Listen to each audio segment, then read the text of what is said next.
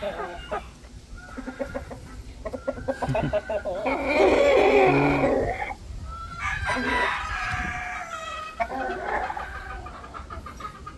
itlog nila.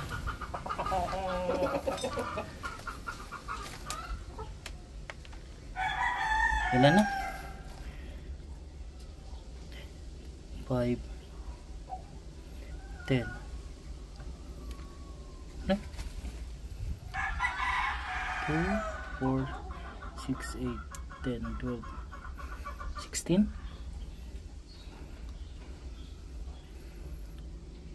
Pag nag-20 na saka natin kunin.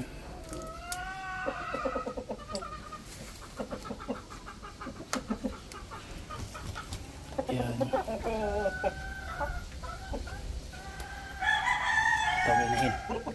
Yan. Sipag mga itlog yan. Daily. Tapos yun yung isang yun. Yun. Ano, gusto tumakas. Tapos makipagbabag na naman doon sa kabila. Ito din eh. Babag ng babag doon lagi eh. Yan o, silang dalawa. Sila na lang magkasama eh. Yan.